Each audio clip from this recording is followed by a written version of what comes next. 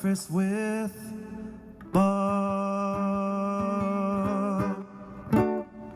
Welcome everybody, Breakfast with Bob. My name is Bob Babbitt. We are brought to you by the PTO, the Pro Triathletes Organization, by Amp Human, VeloFix, Normatec, Form Goggles, You Can, and our Challenged Athletes Foundation. Right before COVID hit, we sent out 3,921 grants, totaling $5.9 million to keep challenged athletes in the game of life through sport. Our next guest, she has finished fourth, she has finished sixth, she's finished eighth at the Ironman World Championship. One of my favorite people on the planet, Michelle Vesterby, joins us from her palatial estate in Denmark. How are you doing, Michelle? I'm doing awesome, Bob, for sure. Again, awesome one way, sad in the other, because yeah, we really wanted to meet up in Hawaii and not just online, huh? Yes. This is one of my favorite moments at Hawaii. I'm really looking forward to it every single time to go visit you at the Hugos and to have Puncher Man playing for us. And cannot even, I'm trying to feel the moods. I know. And we met, I think the first time was Challenge Roth, like 2014, something. It goes way back. It goes back a lot of years. I actually think that you met me before that, didn't we? Maybe not. Oh, I'm not sure. No, maybe not. But I think that 2014 in Kona was definitely the first time. It's the first time we did Kona together. Yeah. And that's when you filled me in on your background, because most people's background is they, swam, rode, ran, they did something. But at that, when you got into this, it was all about boys, right? It was meeting Klaus at Club La Santa in Lanzarote and thinking this is a cute guy, and he's in the triathlon. So all of a sudden, I'm a triathlete. Exactly. Yeah, the good old story. Yeah, I'm still here, right? Exactly. In Hawaii the last 8 years now. So it's so weird. It's so cool to see, and that's what I love is for age group people out there who are just getting into the sport and they don't know where they're going to go. You had no idea about this sport. And then all of a sudden, you're one of the best pros on the planet. And from really, if you hadn't met Klaus, do you think you would have gotten into the sport? No. Right? Actually not, no. Because also, again, because of Klaus, I'm also where I am today.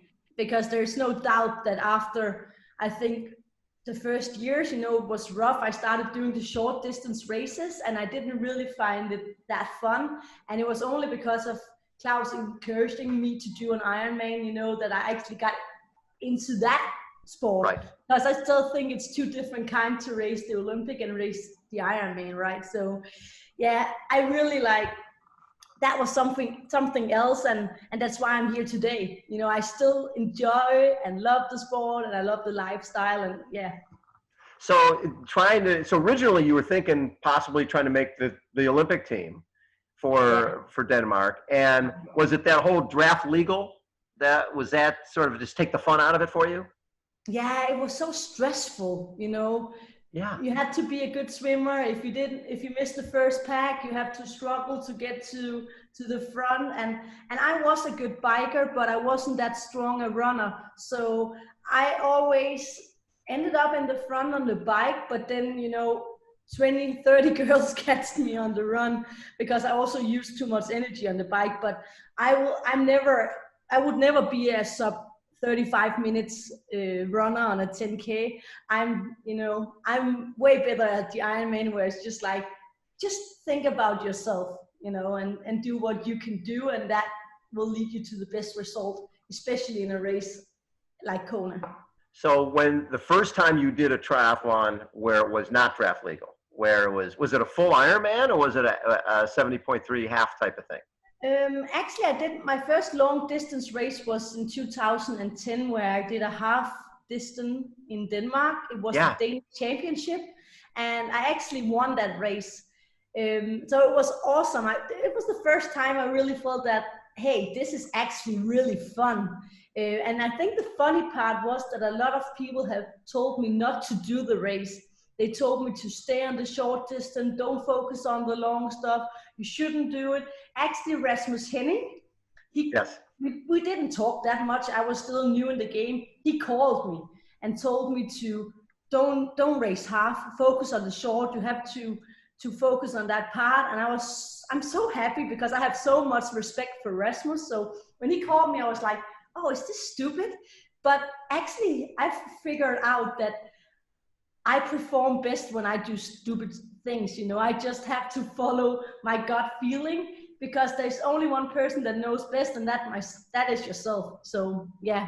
So when you finished that race and you won that race, did the little light bulb go off and go, this is why triathlon is great. I like this because it's all about me. I don't have to worry about this pack of girls on the bike and them running by me. If I perform, I succeed. Yeah, that was exactly how it was. So there was a fire lighting in me. It still took some years before I did my first Ironman in Arizona 11, November 11. And from there on, I started being a pro in 12. I finished my master's degree in sport and health. And then it was just natural to go into being a full-time athlete. So it was like, if I didn't have Klaus or my parents to help me money-wise, I don't know how I would make it. But I was like, should I go out and be a school teacher, or should I just try to fulfill my dream and be a pro? And I was like, let's do it. Let's see how it goes. So how much of that sort of that feeling of I need to live my life and just enjoy my life, you as a little girl, you had an older brother who passed away at a fairly young age. Did that impact you in terms of, life is short, I need to enjoy everything? It's actually funny you ask, because I just finished my second book, which is called Keep Smiling. And I've been reflecting a lot about how I came up to being this keep smiling, this, looking at life in, from my point of view. Yes. What makes me happy. And I definitely believe that the lifestyle I had when I was a kid with my multi-handicapped brother, to see my parents are a true copy of me. I want to be like my mom. She's always happy and always smiling and lots of energy to everyone else, So I think that for sure I'm trying to copy her big time. And so for sure the hard parts of life I have learned from. But again, Mark, my brother, was such a happy guy. He couldn't swim, he couldn't bike, he couldn't run, but he could laugh. He could fill up this whole house with his laugh. And despite not being able to speak, that was just enough, right? So I realized that sometimes, the smile is the greatest connection between people, and that's been my way of living, And actually, it's funny, I find that one of the hardest things while going through COVID and wearing the mask, I find myself, I'm smiling at people and they can't see it. Yeah, exactly. Yeah. You really have to be good at smiling with your eyes. I'm trying to learn that. So naming your little boy, did you know all along that if I have a little boy, I'm going to be naming him after Mark? I definitely had an idea. I hadn't talked to Klaus about it, but he was up to the idea straight away. So it was an easy choice. It will be more difficult with number 2 now, because now Marcus got the name from Mark. But Bob, it's so funny now, because people always told me that wait till your kid gets born and then you can see what the name should be. But he's definitely a Marcus, because he's the most happy boy. And this is not just coming from a mom, but he's always smiling and always laughing. And, he's so chubby and he's just really, really full of energy. So I really, really think he took something down from Mark. I'm 100% sure about that. You're a person like me who loves to race. There's just something, the energy you get from racing, people on the side of the road, just, getting through swim, bike, run and the finish and beer garden, all that. How hard has this been for you not to be racing? Oh, it's been really hard. It's been really, really hard. I've been trying to keep it going through social media, to be honest, to still tell about my journey, and I want to encourage people to keep on, working out, doing what they love to do, get the most out of every day. But I have to tell you that I've been having really good days and really shitty days, to be honest, because then you put yourself for the next goal, the next race. Then Right. it get canceled. Then you have to restart, rethink. You do it one more time. You do it another time and another time. And now just like, I did a marathon at home just because I needed a goal. I needed to break that sub 3 hours marathon. I promised Yes. myself that 2020 should be my racing year. So I just needed something, you know. So I broke the 3 hours, but since then it's been so hard because then Kona got canceled in February. I thought that would happen anyway, but yeah, that got canceled. All the races around me got canceled, and it's like I told my coach that I need to pull the plug. So for the last few weeks, I've been like not going for a structured program, but just doing me, you know. Right. Been with Marcus has been home from daycare, and we just been like having family time. I've been doing my training when it fits in, and now I'm starting to feel that, you know, I'm getting hungry again. Have you been out pushing Marcus and the baby jogger a lot? Yeah, for sure. He loves that too. Actually, he's getting so big now that he don't want to sit there anymore. He has so much energy. He want to run around. So Klaus can take the short runs with him, and I do mine. So I love it. So it's funny you mentioned the running, because that's when I look at you in terms of the difference between you know, being top three, being on the podium, has really been your marathon, right? You 2013 you were 316, 15 317, and then 2016 you were 312, right? That was your best one. Yeah. Is that something when we have a date for another race, that'll be the focus? Okay, I need to be able to get off the bike and run 305, 3 hours to 305. That's been the only positive thing I can see with the Corona. It's been that I've been able to, you know, calm down and focused on my run. So I've been running a lot, and I have definitely improved. Also after giving birth to Marcus, and I was really looking forward to go out and show it, because I know that I would not be able to run a sub 3 marathon for a race, but I think I will be pretty close. Right. Because I don't think there is the biggest difference between running it just for a run and then biking 180K first, to be honest. Because that's how we are as endurance athletes. We're used to doing the long hours, and a marathon in 4:12, which is what, per K, that's still in comfort zone, you know, for the most of the road. Right. So I'm definitely hoping to go closer to 305 next time I'm doing an Ironman. So that's actually was supposed to be my secret weapon, but yeah, I'm bad with secrets anyway. When you look back at your racing, and not just Kona, but other races, what do you look at as your best race? Oh, I'm my 4th place in Hawaii in 15. 4th place, yeah. Yeah. And then again, actually the year after, when I finished 6th, I got this 5 minutes penalty. Yes. Yeah, which I definitely didn't thought was probably was fair. No, never ever.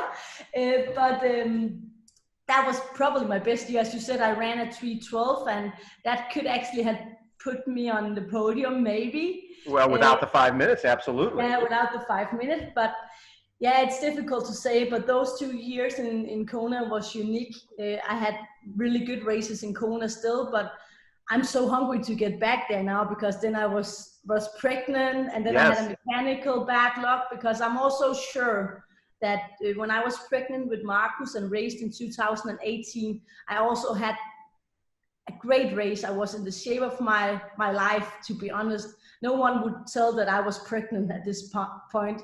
I had this extra baby hormone, I think, in my body going around, but that was where I got the mechanical backlog and Harvey. So I wasn't on my big chain ring the whole way back. So yeah.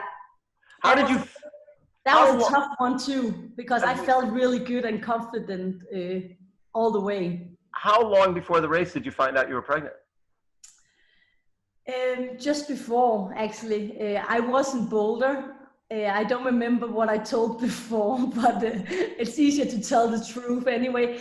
I was in Boulder training where I realized that Line Tams, my good friend from Denmark, she came there to train with me, and she was like, "You're a different person. What's wrong with you? You know, you're so strong. You have this energy." And it's like, it's just because Kona is around the corner. That's when I'm good, you know.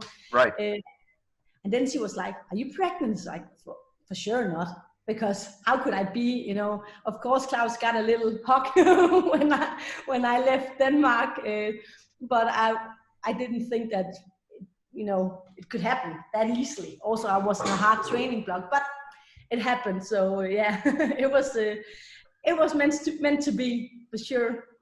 And then at that point, when you find out you're pregnant, because you're not that very far along, and I'm sure you talked to your docs, and they were like, "Hey, it's not a problem." Yeah, for sure. I did talk to a lot of people. I have actually a good friend at Hawaii, a local family I met the first year I was there, which I've been keeping contact with every year, and he's kind of a doctor.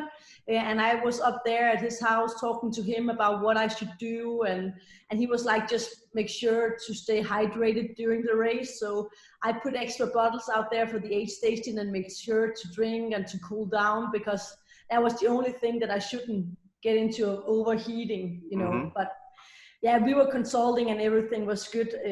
And it's really, I'm so happy now that with the Daubers out there that said that I couldn't, you know, that I have the most healthy and happy boy. So exactly. Yeah. This last year coming over there and having Marcus and just being able to enjoy the island, did you learn anything from watching the race this year? Because over the years, when I've talked to athletes, sometimes they're injured and can't race, and they watch it and they see things that maybe they don't see when they race. Yeah, for sure you see things. And that's also why I was so eager to go there in 2020, you know, because you see the same schedule as every single year. People are top fit, they are top ready, they post crazy stuff on social media, they did that bike ride, they did that run, but when it comes to race day, everyone has trained just as much, but it's in the head. And that's just how Kona will always be, and that's why I love that place, you know. It's so hard to stay true to yourself on a race day, because you get eager to keep up with some girls, or, you know, to show up in a way because you feel okay at that moment, but then 7 hours later in the race, you don't feel okay anymore. So I just, you know, again, listen to your gut feeling and to what you can do and not what the rest can do. And that's also because I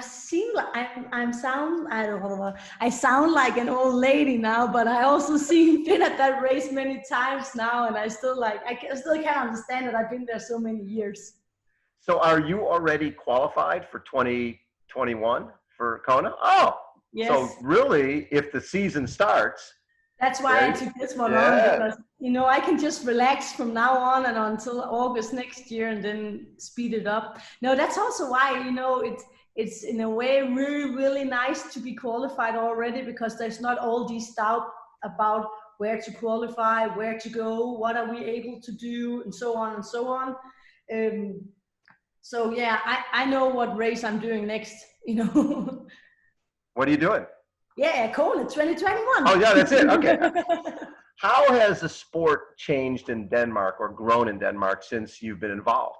Are there, obviously not right now, but is there more awareness and more races in the country? Yeah, I definitely think it's grown a lot. Not because of me. We had also some strong boys before, Torbjørn Sindballe, Rasmus Henning, who was leading a really good example of athlete and showing the population that everyone could do it. But it's definitely grown all around. You know, more girls has come into the sport. You know, I get lots of questions from Danish girls as well as men that like, how do we do? What do we do? We want to start, you know. So it's really great to see that a small country as Denmark still have so many participants all over the world for races and also for qualification to Hawaii. It's become a thing to be in Hawaii and Denmark as well. So that's great in the beginning, actually. So you get some support from the state, Team Denmark it's called. Yeah. But you never got the support if you were going for Hawaii. You only got the support if you were going to the Olympic. And that has changed during my time, which is also, Kona has been approved as a race that you can qualify to and work hard to get to and get a bit of support as well. So that's really also a big stamp. So when I look at the places you've been, Lanzarote and Cozumel and Texas and Arizona, has that been a fun part of this for you? Just the fact that you've been able to travel and meet people in all different parts of the world? Yeah, for sure. And also now when you cannot travel, I really realized how much I miss it.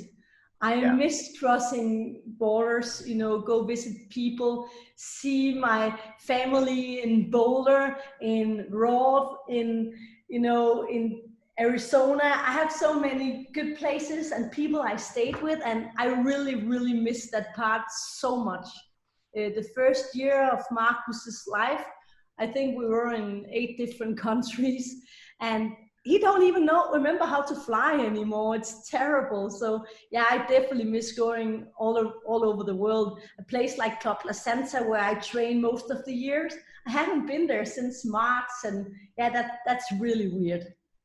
So I look at you as someone who's getting better at this sport, and what would it mean to you to win in Kona? Oh, I don't even dare to think about winning in Kona, but because that will just be absolutely amazing, you know. I still dream of finishing at the podium in Kona amongst so many strong girls. There are so many girls out there that I have respect for. I'm sure that we will see some new girls pop up after this Corona crisis who's been, you know, training and eager to get into this. So for sure, that will be the biggest dream of my life that would come true after Marcus, for sure. But still, yeah, I still have good years in me as an athlete, and I cannot wait to go out there and show. I'm 100% sure that I become stronger after being a mom, not because people tell you that that's what you do, but because I learned to change focus. It's always been about me. Now it's about Marcus. So my road to Kona will be different than before, but it will still be as serious as before. Yeah. One of the things that I remember talking to a couple different folks who became parents, and they said, you know, before you'd come back after a hard workout and you didn't do the workout you wanted to do, and you'd be a little bummed. But when you come home and your little one could care less, right? Mom is home. Does it change the way that you are in terms of being maybe bummed about a workout or bummed about a race, knowing when you come home, Marcus is going to be loving you no matter what? Yeah, for sure. You know, crossing that finish line, it's always more fun when you win, but Marcus doesn't care.